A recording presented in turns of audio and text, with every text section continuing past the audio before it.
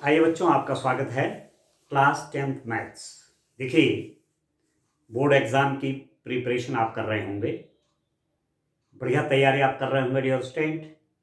Maths में भी आप लगातार काम कर रहे होंगे, तो आप अपनी पढ़ाई तो कर ही रहे हैं, साथ साथ मैं भी आपके लिए कुछ क्वेश्चन लेकर आ रहा हूँ। तो अपनी पढ़ाई आप बढ़िया रखिए, मैथ्स की, सारे सब्जेक्ट्स की, और मैथ्स के कुछ अतिरिक्त क्वेश्चन, एडिशनल क्वेश्चन मैं भी आपके लिए ला रहा हूँ। तो इन क्वेश्चंस को भी आप करेंगे, अपनी बुक के सारे क्वेश्चंस करेंगे, तो एग्जाम में आपको बहुत बेनिफिट होने वाला है।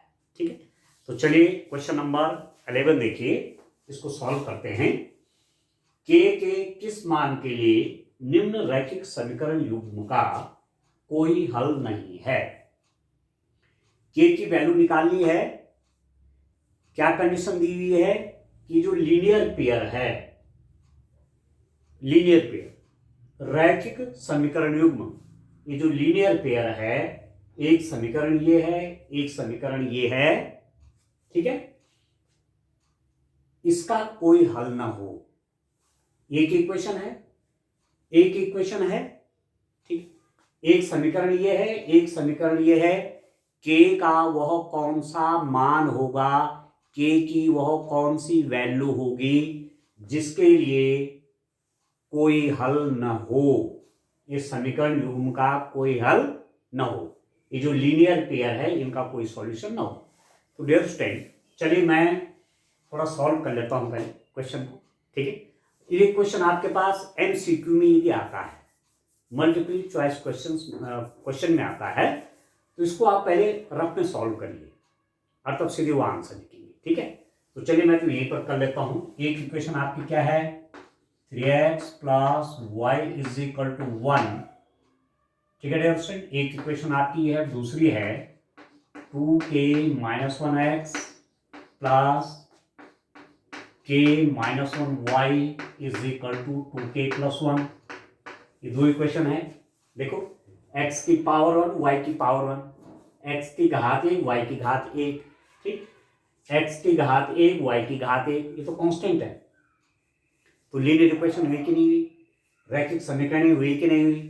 तो इस इक्वेशन की कंपैरिजन इससे करिए, a1x plus b1y is equal to c1, इसकी तुलना इससे करिए, और इसकी comparison a2x plus b2y is equal to c2, इसकी तुलना इससे करिए और इसकी तुलना इससे करिए, तो क्या क्या निकल जाएगा, a1 is equal to 3, b1 is equal to इसका कोएफिशिएंट 1, c1 की जगह यहां पर है 1, ठीक है। a2, अब देखो x का गुणांक ही है, x का कोएफिशिएंट है, यहां पर x का कोएफिशिएंट a2 है, तो a2 की वैल्यू ये हो जाएगी, a2 is equal to 2k minus 1, ठीक है। b2 is equal to k minus 1 और c2 is equal to 2k plus 1, ठीक है। अब आपने रैखिक समीकरण युग्म का कोई हल न हो, लीनियर पेयर का नो सॉल्यूशन हो, तो उसके लिए क्या कंडीशन पढ़ी आपने कि a1 by a2 is equal to b1 by b2 is not equal to c1 by c2, ये पढ़ा है आपने। कोई रैखिक युग्म है, समीकरणों का एक जोड़ा है, रैखिक समीकरणों का जोड़ा है, कोई हल ना हो, उन समीकरण युग्मों का कोई हल ना हो, जब ये कंडीशन होती है, a1 by a2 is equal to b1 by b2 is not equal to c1 by c2। Linear pair का कोई सॉल्यूशन हो कब, जब ये बात होती है। तो मैं इन दोनों को ले लेता हूं, पहले इसको और इसको। आप देखिए कि a1 बाई a2 कितना हो गया dear student, a1 by a2, a1 3 है और a2 क्या है 2k माइनस 1, ठीक। फिर निकाल लेता हूं मैं b1 बाई b2, b1 कितना है, b1 आपका 1 है, 1 बाई b2 है k माइनस 1, ठीक है, ठीक है डियर स्टूडेंट। और c1 बाई c2 में भी यहां पर निकाल लेता हूं, c1 by c2 is equal to, c1 कितना है, c1 1 है और C2 है 2k C1 1 है, C2 2k + 1 है। ठीक हो गया। अब मैं यहां पर थोड़ा जगह बना लेता हूं क्वेश्चन को सॉल्व करने के लिए। आप देखिए, अब मैं जरा सॉल्व कर लेता हूं। क्या सॉल्व करता हूं डियर स्टूडेंट, आप देखिए, k की वैल्यू चाहिए और आपको दिया हुआ है कि इन समीकरण युग्म का कोई सॉल्यूशन नहीं है, तो आप इस कंडीशन को लगाइए a1/a2 is equal to b1/b2 होता है। Is not equal to c1/c2 तो बाद में देखेंगे, पहले a1/a2 is equal to b1/b2 निकालिए। तो a1/a2 कितना है, ये मैंने निकाला हुआ है। यहाँ पर हमारे पास यहाँ पर आया हुआ है a1/a2 means 3/2k - 1 is equal to b1/b2 कितना है 1/k - 1। इसकी मल्टीप्लाई यहाँ करिए, इसकी यहाँ कर लीजिए, इसकी मल्टीप्लाई इसमें भी होगी और इसमें भी होगी। ये हो गया 3k - 3 इज इक्वल टू, इसकी मल्टीप्लाई यहाँ करिए 2k - 1। ठीक है डियर स्टूडेंट। अब इसको लेफ्ट हैंड साइड में ले लीजिए, ये हो जाएगा 3k - 2k is equal to -3 वहां जाके +3 हो जाएगा -1, तो k इज इक्वल टू 2 आ गया आपके पास। k की वैल्यू कितनी आएगा डियर स्टूडेंट, 2 आ गई। ठीक हो गया। आपने वैल्यू किसकी निकालनी थी, k की वैल्यू चाहिए थी ना आपको, तो k की वैल्यू यहां पर आ गई 2। चलो यहां लिख लेता हूं k इज इक्वल टू 2। अब आप देखो ये k इज इक्वल टू 2 कहां से आया, जब मैंने क्या लिखा a1/a2 is equal to b1/b2, इससे k की वैल्यू निकल गई। c1/c2 भी देख लेते हैं। अब यहां पर आप देखिए कि यदि मैं k इज इक्वल टू 2 यहां रख दूं तो a1/a2 कितना आ रहा है, a1/a2 इज इक्वल टू, देखिए 3 डिवाइडेड बाई 2k - 1, k की जगह 2 रखे तो 2 2 जा 4, 4 - 1 कितना हो गया, 2 2 जा 4, 4 - 1 3, ये हो गया 1/1। ठीक है। b1/b2 निकालिए जरा, b1/b2 कितना आता है, b1/b2 को सॉल्व करके निकालिए। b1/b2 is equal to, b1 कितना है ऑप्शन 1 और k आपका कितना आया हुआ है 2, तो 2 - 1 1। तो यहां पर आप देख रहे होंगे कि b1/b2 is equal to a1/a2। ठीक है, a1/a2 is equal to b1/b2 is equal to 1/1। ठीक हो गया। अब निकालते हैं c1/c2। c1/c2 कितना आता है, c1/c2, c1 कितना था डियर स्टूडेंट, c1 था आपका ये c1 है, a1 b1 c1 1 divided by c2, c2 कौन था a2 b2, ये c2 2k + 1। अब आप देखो k की जगह पे मेरे पास क्या आ रखा है, 2 आ रखा है, तो 2 रख दूंगा तो कितना हो जाएगा, दिस इज इक्वल टू 1/2 2 जा 4, k की वैल्यू 2 है ना, तो 2 2 जा 4 + 1 5 हो गया। तो क्या रिजल्ट आया आपके पास, आपके पास रिजल्ट आ गया स्टूडेंट। यहां पर आप देख रहे हैं जो वैल्यूज मैंने कैलकुलेट की हैं, मेरे पास क्या आ गया कि a1/a2 तो b1/b2 के बराबर है, पर वह c1/c2 के बराबर नहीं है, क्योंकि c1/c2 का मान आपके पास आ गया डियर स्टूडेंट कितना 1/5 आ गया। c1/c2 कितना हो गया 1/5 हो गया। तो आप देख रहे हैं ये कंडीशन फुलफिल होगी ये वाली। और ये किसके लिए होता है, जब समीकरण युग्म का कोई हल नहीं हो, लीनियर पेयर का कोई सॉल्यूशन ना हो, तब ये कंडीशन होती है। ठीक, ये चीज तो मैंने दिखा दी। और ये किसके लिए हुआ, जब k की वैल्यू क्या आई थी 2, हमको तो आंसर इतना ही निकालना है कि k की वैल्यू कितनी है। ठीक है, ये पूरी बातें, तो इतनी बातें मैं जो कर रहा था ये तो आपको समझाने के लिए कर रहा था।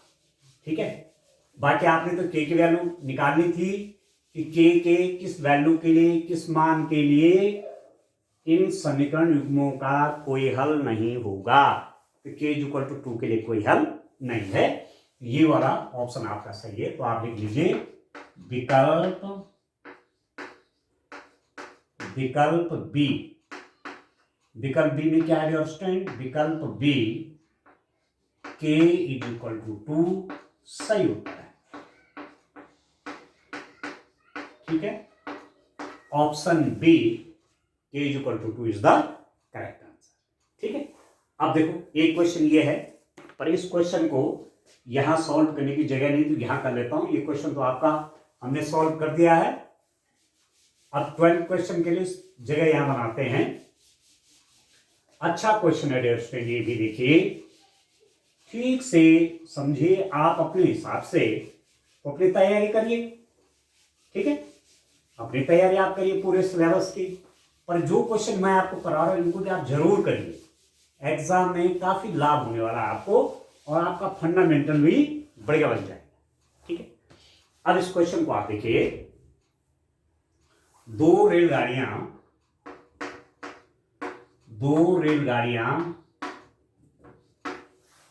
जिनकी लंबाइयां क्रमशः 126 मीटर और 114 मीटर, ठीक है, 126 मीटर और 114 मीटर है। दो रेलगाड़ियां हैं जिनकी लंबाइयां 126 मीटर और 114 मीटर है, विपरीत दिशाओं में दौड़ रही है। ठीक है, एक इधर जा रही है तो दूसरी इधर जा रही है। ठीक है, एक इधर जा रही है तो दूसरी इधर जा रही है, विपरीत दिशा में। ठीक है, डायरेक्शन अपोजिट। एक की गति 30 किलोमीटर प्रति घंटा है और दूसरे की गति 42 किलोमीटर प्रति घंटा है। एक की स्पीड क्या है 30 किलोमीटर पर आवर, अब दूसरे की स्पीड क्या है 42 किलोमीटर पर आवर। तो मिलने के कितने समय में वे एक दूसरे को क्रॉस करेंगी?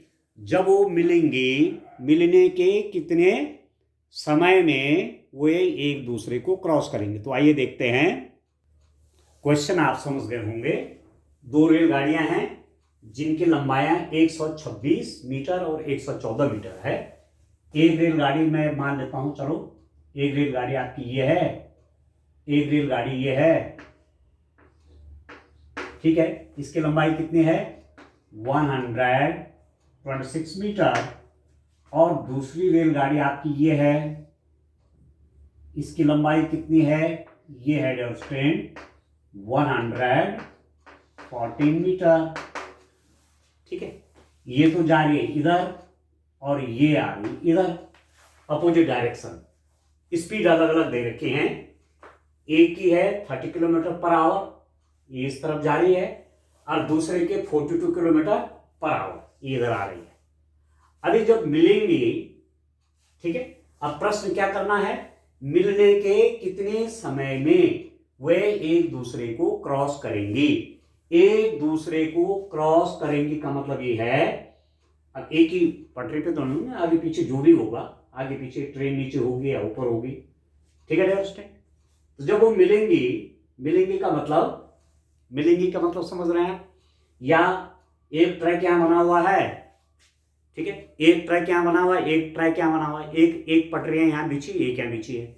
एक पर ये रेल आ रही है, दूसरे पे इधर आ रही है तो दूसरी इधर जा रही है, या ये वाली रेल इधर आ रही है तो दूसरी इधर जा रही है। ठीक है, अब मिलने के कितने समय पश्चात उनकी स्थिति देखो डियर स्टूडेंट कैसे हो जाएगी। मिलने के, देखो एक ट्रेन ऐसी हो जाएगी और दूसरी ट्रेन आपकी ऐसी हो जाएगी, आप समझ रहे हैं? मिलने के समय पर ऐसा हो जाएगा, है वो अगल बगल, तो जब मिल जाएंगे, एक सीट में आ जाएंगे, तो ये लंबाई इनकी जुड़ गई कि नहीं जुड़ गई? ठीक है, ये लंबाई जुड़ गई कि नहीं जुड़ गई? अब इतनी पूरी लंबाई क्रॉस होना है, मिलने के कितने समय में वे एक दूसरे को क्रॉस करेंगी? एक दूसरे को क्रॉस करने का मतलब है कि ये पहुंच जाए यहां, ठीक है, ऐसी स्थिति बन जाए, ये चली जाए इधर, ये आ जाए। तो ऐसी स्थिति में डियर स्टूडेंट कितनी दूरी तय करेंगे वो? माना ये दो रेल है, देखो ये है रेलगाड़ियां, माना एक है एक है, ठीक है, आप देखिए ये है डियर स्टूडेंट, एक इधर जा रही है दूसरी इधर आ रही है, आप देखो, अब आप देखो यहां पर ये मिल गई, ठीक है। अब मिलने के बाद यहां पर मिल गई, मिलने के बाद एक दूसरे को पूरा क्रॉस करने में कितना समय लगेगा। आप देख रहे हैं इन दोनों की दूरी, यहां तक दूरी चाहिए, इसकी दूरी इसकी दूरी को प्लस करना पड़ेगा, तभी जाके आप बोलेंगे कि क्रॉस हो गई। नहीं होगी, यहां पर तो मिली हुई है, यहां पर तो मिली हुई है। अब क्रॉस करने के लिए क्या होगा, इधर जा रही इधर जा रही, मतलब ये दूरी और ये दूरी, इन ट्रेनों की दूरियां जुड़ जाएंगी। इतनी दूरियां तय करने में, इतनी दूरियां मतलब इन दोनों ट्रेनों की दूरियां, इन दोनों ट्रेनों की दूरियों को जोड़ करके कितना समय लगेगा, मतलब ट्रेनें एक दूसरे से दूर हट जाएंगी, मतलब इतनी दूरी वह कितने समय में चलेंगे। ऐसी स्थिति में दूरियां क्या हो जाएंगी, जुड़ जाएंगी। ठीक हो गया। और चाल क्या हो जाएगी, आप देखो एक ट्रेन ऐसी आ रही है, दूसरी ट्रेन ऐसी आ रही है, एक ट्रेन यूं आ रही है, दूसरी यूं आ रही है, एक यूं आ रही है, दूसरी आ रही है। तो ऐसी स्थिति में क्या होगा, इनकी स्पीड भी जुड़ जाएगी, क्योंकि बीच की दूरी उतनी धीरे धीरे क्या हो जाएगी, उतनी तेजी से बीच की दूरी कम होगी। तो ऐसी स्थिति में उनकी चाल, उनकी स्पीड भी जुड़ जाएगी, नहीं हो जाएगा। ये ऐसे आ रही है, ये ऐसे आ रही है, ये ऐसे आ रही है, ये ऐसे आ रही है।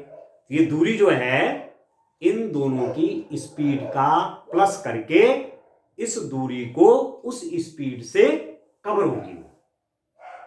ट्रेनों की दोनों की लंबाई जोड़ देंगे और उनकी स्पीड भी जोड़ देंगे, क्योंकि दूरियां तेजी से कम हो रही है। ये भी दूरी कम कर रही है, ये भी दूरी कम कर रही है इनके बीच की। ठीक है ना, ठीक है डियर स्टूडेंट। या एक दूसरे से दूर हटने की बात करूंगा तो ये इधर जा रहे हैं, ये इधर जा रही है, तो ऐसी स्थिति में चालें जुड़ जाएंगी। ठीक है, तो कुल स्पीड कितनी होगी, टोटल स्पीड आप देखेंगे, टोटल स्पीड कुल चाल, दोनों की चालें आपस में जुड़ जाएंगी। एक हो जाएगा 30 प्लस दूसरा आपका 42 है, ये हो गया 72 किलोमीटर पर आवर। ठीक है, दोनों की चालें जुड़ गई। आप समझ गए होंगे, मैंने आपको एग्जाम्पल के रूप में भी यहां पर समझाने का प्रयास किया। अब वो कितनी दूरी तय करेंगी, मिलने के कितने समय में वे एक दूसरे से अलग हो जाएंगे, मतलब अपने दोनों की दूरियों का जो जोड़ होगा ना, उस दूरी को कितने समय में पार करेंगे। तो कुल दूरी आप कह सकते हैं, कुल डिस्टेंस, कुल दूरी कितनी हो जाएगी, उनकी लंबाई के बराबर दूरी हो जाएगी। एक है 126 मीटर प्लस दूसरे की लंबाई कितनी है, 114 मीटर। इनको जोड़ेंगे आप 240। ठीक है, 240 मीटर। अब डियर स्टूडेंट, कितने समय में टाइम निकालना, आप जानते हैं चाल बराबर दूरी बटे समय, चाल बराबर दूरी बटे समय। Speed is equal to distance over time. ठीक है, अब देखो आप आंसर में देखिए, सेकंड में आंसर निकालना है, जबकि चाल किसमें है, 42 किलोमीटर पर आवर, 1 किलोमीटर प्रति घंटा में है चाल, तो घंटे को भी किसमें बदलना पड़ेगा, सेकंड में। और जो दूरी तय करनी हो मीटर में, इसका मतलब इस किलोमीटर को भी मुझे मीटर में बनाना है। तो एक चीज आप ये भी देख लेंगे, इस प्रश्न में एक बात आपका ये भी कवर हो रहा है कि किलोमीटर प्रति घंटा को आप मीटर प्रति सेकंड में कैसे बदलेंगे। आप देखो 72 किलोमीटर को किसमें चेंज करना है, मीटर में। तो 1000 से मल्टीप्लाई करेंगे, डिवाइडेड बाई प्रति घंटा, मतलब 1 घंटा, बटे में है। अब 1 घंटे के सेकंड बनाइए, 1 घंटे में कितने सेकंड होंगे, 1 घंटे में 60 मिनट और 1 मिनट में 60 सेकंड, तो 1 घंटे में 3600 सेकंड हो गए। तो आप काट लीजिए, 1 जीरो से 1 जीरो कट गया, 1 जीरो से 1 जीरो कट गया। ठीक है, 12 छक्के 72, 6 दूने 12, आप समझ लीजिए 10 दूने 20 मीटर प्रति सेकंड हो गई स्पीड। अब यही जो 72 किलोमीटर पर आवर आया था उसको मैंने मीटर प्रति सेकंड में बदल दिया। 72 किलोमीटर प्रति घंटा बराबर 20 मीटर पर सेकंड। ठीक है, 72 किलोमीटर, किलोमीटर को मीटर बनाया, 1000 से गुणा कर दिया, बटे प्रति घंटा मतलब 1 घंटा। 1 घंटे में कितने मिनट? 60 × 60, 3600 मिनट होते हैं, 3600 मिनट। ठीक है, डिवाइड कर लिया तो आपके पास कितना आ गया? 20 मीटर पर सेकंड। अब देखो, अब चाल ही हो गई, चाल तो 20 है, डिस्टेंस कितनी है? 240 है, टाइम निकालना है हमें, समय चाहिए। समय को यहां ले लीजिए, 20 को इसके नीचे ले लीजिए, तो समय बराबर आपके पास कितना आ गया डियर स्टूडेंट? 240/20। इसको यहां ले लीजिए, इसको नीचे ले लीजिए। ठीक, काट दीजिए डियर स्टूडेंट, 12, तो समय आपका आ गया 12 सेकेंड। 12 सेकेंड में वह रेलगाड़ियां एक दूसरे को क्रॉस कर लेंगी। ये वाला आंसर करेक्ट है, डी वाला। ठीक है, तो मैंने एक्सप्लेन करके आपको बता दिया। ऐसा क्वेश्चन बड़ा भी आ सकता है आपके पास। ठीक है, ये तो मैंने एमसीक्यू बना रखे ना ऐसे आपको समझाने के लिए, पर ये क्वेश्चन आपका बड़ा भी आ सकता है, 2 मार्क्स का भी आ सकता है, 4 मार्क्स का भी आ सकता है। ठीक है, तो आप लिखेंगे, आंसर लिख लीजिए कि विकल्प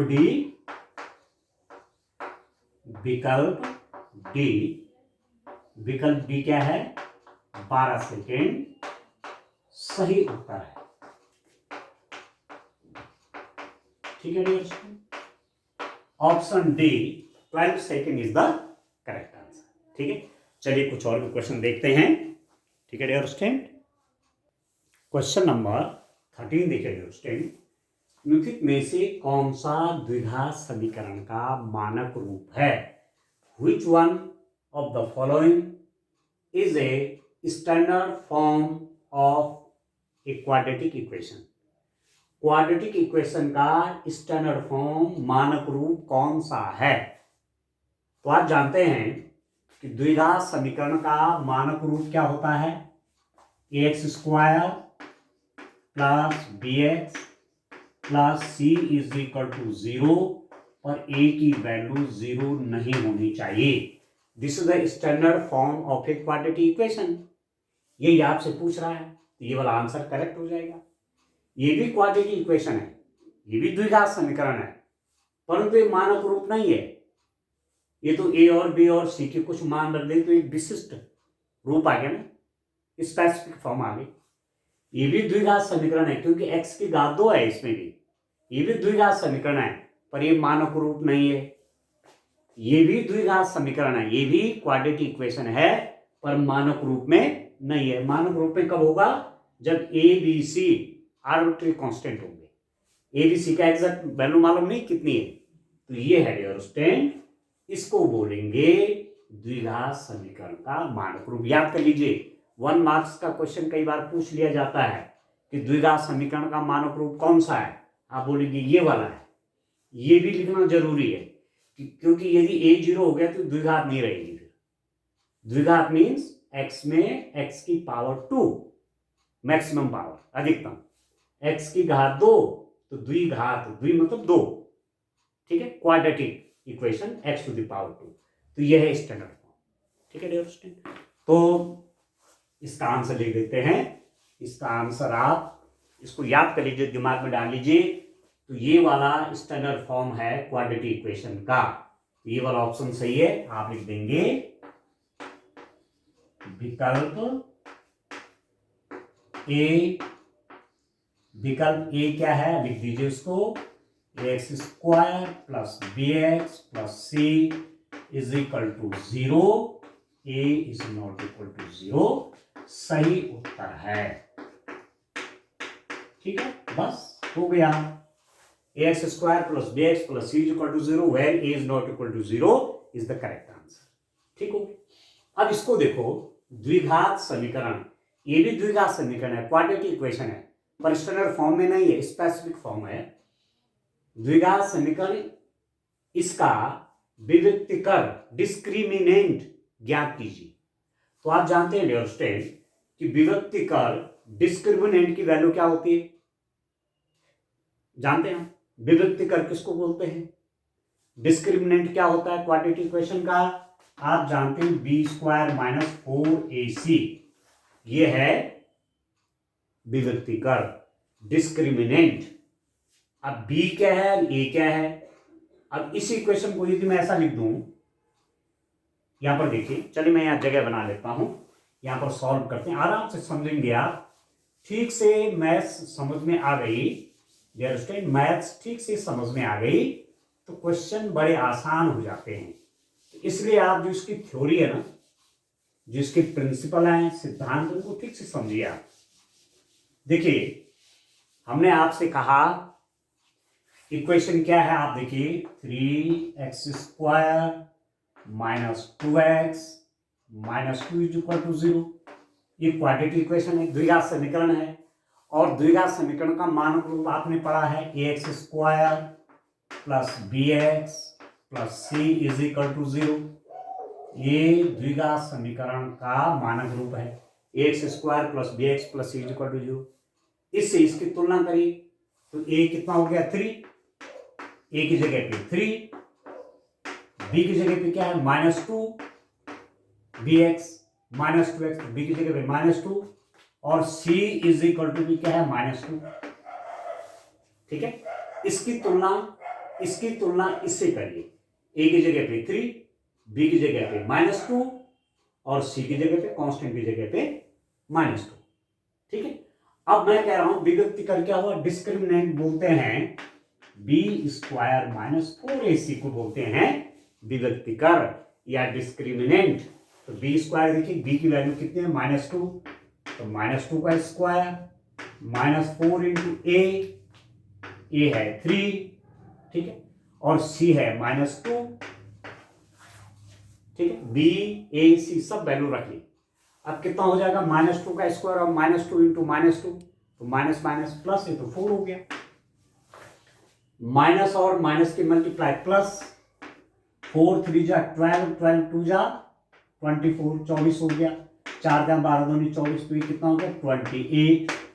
तो जो विभक्तिकर हुआ डिस्क्रिमिनेंट हुआ उसकी वैल्यू कितनी हो गई 28। ये वाला आंसर करेक्ट है। उसके बाद देखिए, तो यहां पर आप लिख देंगे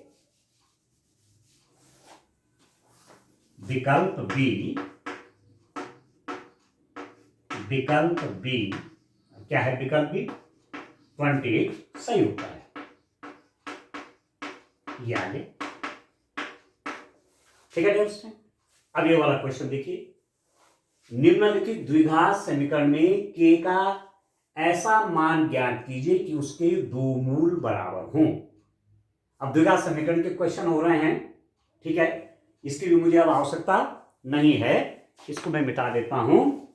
अब मैं लास्ट क्वेश्चन करने के लिए इसका 15th क्वेश्चन करने के लिए मैंने चलिए जगह बना ली यहां पर, ध्यान से समझेंगे आप। देखिए दोस्तों, निम्नलिखित द्विघात समीकरण में k का ऐसा मान ज्ञात कीजिए कि उसके दो मूल बराबर हैं। अच्छा ठीक है, और क्वाड्रेटिक इक्वेशन है आपके पास x² minus kx plus 4 is equal to 0, x² minus kx plus 4 is equal to 0। निम्नलिखित द्विघात समीकरण में, ये द्विघात समीकरण है, k का ऐसा मान ज्ञात कीजिए, k की वैल्यू चाहिए कि उसके दो मूल बराबर है। क्या है इक्वेशन दे रखी, क्वाड्रेटिक इक्वेशन क्या है, x² minus kx plus 4 is equal to 0। ये एक द्विघात समीकरण है क्योंकि x की पावर मैक्सिमम पावर 2 है, x की अधिकतम घात 2 है, तो द्विघात समीकरण है। ठीक है, और द्विघात समीकरण का जनरल फॉर्म आप जानते हैं, मानक रूप क्या होता है, ax² plus bx plus c is equal to 0 where a is not equal to 0। यह आपने द्विघात समीकरण का मानक रूप पढ़ा। अब इससे इन दोनों की तुलना करिए तो a की वैल्यू कितनी हो जाएगी, यहाँ पर x² कोफिशिएंट, यहाँ पर x² कोफिशिएंट 1, तो a 1 है, 1 लिखा नहीं है, और 1 होता है, ठीक है। b इज इक्वल टू कितना है, x का कोफिशिएंट b है, x का coefficient minus k, c constant है तो c is equal to +4, c plus c +4 तो c इज इक्वल टू 4।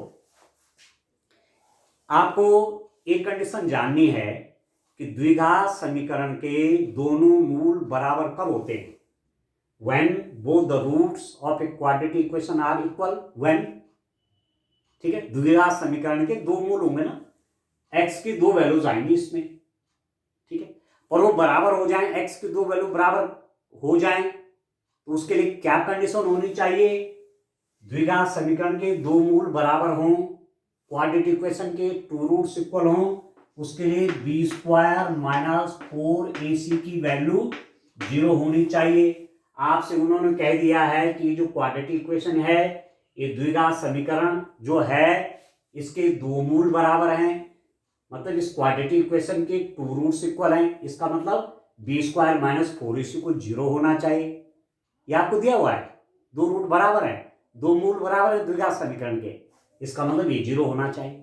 अभी 0 होना चाहिए मतलब b की वैल्यू रख लीजिए, -k² - 4 इंटू ए की जगह पे 1, सी की जगह पे 4 इज इक्वल टू 0। तो -k² मतलब -k इंटू -k, अब -k इंटू -k क्या होता है k², तो k² -4 4 16 इज इक्वल टू 0, तो इसका मतलब हो गया k² इज इक्वल टू, इसको वहां ले जाएंगे तो प्लस हो गया 16 हो गया, तो k² इज इक्वल टू 16, तो k की वैल्यू निकालना चाहेंगे तो plus minus square root of 16, ये है तरीका। k² बराबर 16, k की वैल्यू चाहिए तो उसका वर्गमूल लेना पड़ेगा, स्क्वायर रूट प्लस माइनस करके, ठीक हो। तो k इक्वल टू कितना हो गया, स्क्वायर रूट 16 क्या हुआ, प्लस स्क्वायर रूट 16 4, तो प्लस माइनस 4, तो k की वैल्यू कितनी हो जाएगी, प्लस माइनस 4 आ जाएगा डियर स्टूडेंट, k की वैल्यू ये वाला, तो ये वाला आंसर आपका सही, ठीक है। तो आप लिख देंगे आंसर में, लिख देंगे आप विकल्प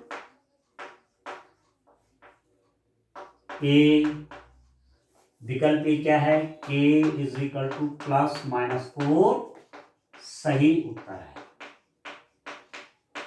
बस, ठीक है डियर स्टूडेंट। इस रूप में क्वेश्चन करने हैं, आप अपनी तैयारी तो करते रहिए, ये अतिरिक्त है, ठीक है, इनको भी कर लीजिए, तो एग्जाम में आपको बहुत अच्छा पेपर आप सॉल्व कर पाएंगे, मार्क्स पे आपके अच्छे आएंगे, ठीक है डियर स्टूडेंट, थैंक यू।